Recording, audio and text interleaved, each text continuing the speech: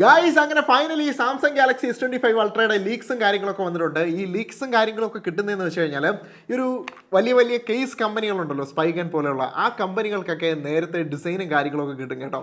ഇപ്പോൾ പുതിയതായിട്ട് വരുന്ന S25 അൾട്രയിൽ ബാക്ക് സൈഡിലായിട്ട് വയർലെസ് ചാർജിങ്ങിന് വേണ്ടിയിട്ട്, നേരത്തെ വയർലെസ് ചാർജിങ് ഉണ്ട്, വയർലെസ് ചാർജിങ്ങിന് വേണ്ടിയിട്ടുള്ള ഡെഡിക്കേറ്റഡ് ആയിട്ടുള്ള കേസുകളാണ് സ്പൈഗൻ അതുപോലുള്ള കാര്യങ്ങളെല്ലാം പുറത്ത് വിട്ടിരിക്കുന്നത്. മാത്രമല്ല ഇപ്രാവശ്യം വരാൻ പോകുന്ന S25 അൾട്രയുടെ എഡ്ജസ് ഒക്കെ കുറച്ചുകൂടെ റൗണ്ട് ആയിട്ടായിരിക്കും വരാൻ പോകുന്നത്. പുതിയൊരു ഫോണും കൂടെ വരുന്നുണ്ട്, ഒരു സ്ലിം വെർഷനാണ്, മേ ബി S25 സ്ലിം എന്നൊക്കെ ആയിരിക്കും അതിൻ്റെ പേര്, അറിയില്ല. എന്തായാലും അങ്ങനെ ഒരു സംഭവം വരാൻ പോകുന്നുണ്ട്. പുതിയതായിട്ട് വരാൻ പോകുന്ന കളർ ഓപ്ഷൻ എന്ന് പറയുന്നത് ഒരു IC ബ്ലൂ എന്ന് പറയുന്ന ഒരു പുതിയൊരു കളറുണ്ട്, ടൈറ്റാനിയം ബ്ലൂ എന്ന് പറയുന്ന പുതിയൊരു കളറും വരുന്നുണ്ട് കേട്ടോ.